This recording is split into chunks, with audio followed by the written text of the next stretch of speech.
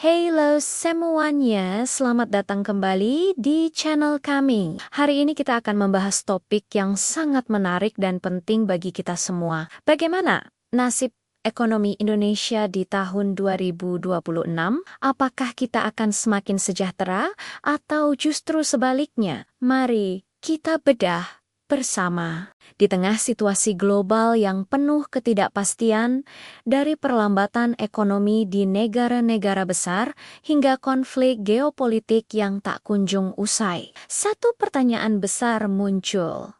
Apakah ekonomi Indonesia mampu bertahan dan terus tumbuh? Ini bukan sekadar angka, tapi menyangkut pekerjaan, daya beli, dan masa depan kita semua. Pemerintah optimis menargetkan pertumbuhan ekonomi di atas 5%.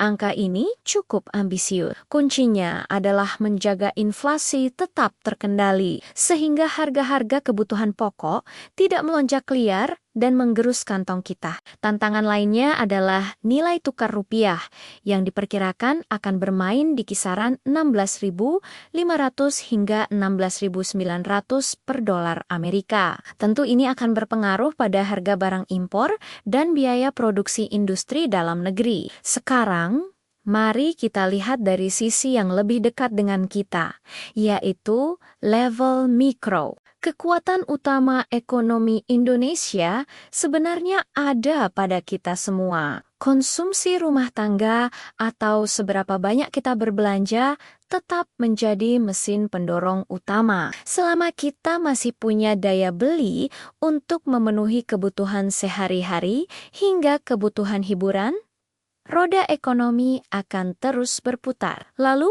siapa pahlawan ekonomi kita sebenarnya? Jawabannya adalah UMKM, usaha mikro, kecil, dan menengah. Mereka bukan hanya pemain sampingan, tapi tulang punggung yang menyumbang lebih dari 60% produk domestik bruto nasional. Luar biasa kan? Dengan semakin masifnya digitalisasi, UMKM sekarang bisa menjangkau pasar yang lebih luas. Ditambah lagi dengan akses pembiayaan yang makin mudah. Mereka punya peluang besar untuk naik kelas dan terus berkembang. Selain UMKM, ada 3 sektor kunci lain yang menjadi andalan untuk menciptakan lapangan kerja. Pertama, hilirisasi. Ini adalah upaya untuk mengolah sumber daya alam mentah menjadi barang jadi atau setengah jadi di dalam negeri. Jadi kita tidak hanya jual bahan mentah lagi, tapi produk yang punya nilai tambah lebih tinggi. Ini akan membuka banyak pabrik dan menyerap banyak tenaga kerja. Kedua, sektor manufaktur yang terus didorong untuk lebih modern dan kompetitif.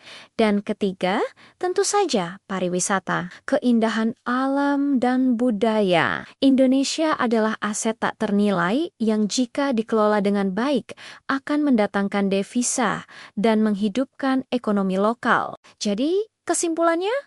Bagaimana? Prospek ekonomi Indonesia di tahun 2026 terlihat cukup kuat dan tangguh, namun jelas tidak tanpa tantangan. Ada risiko dari global yang harus kita waspadai, ada pekerjaan rumah di dalam negeri yang harus diselesaikan. Ibarat kapal yang berlayar di tengah lautan, ada potensi badai, tapi tujuan kita jelas. Peluang untuk sukses sangat besar. Mulai dari bisnis digital, UMKM yang inovatif, hingga investasi di sektor-sektor strategis. Pertanyaannya sekarang bukan lagi apakah ada peluang, tapi siapa yang paling siap untuk mengambil peluang itu. Apakah kamu salah satunya? Terima kasih sudah menonton sampai akhir. Apa pendapatmu tentang ekonomi 2026? Tulis di kolom komentar ya. Jangan lupa like, share, dan subscribe agar kita bisa terus diskusi topik-topik menarik lainnya. Sampai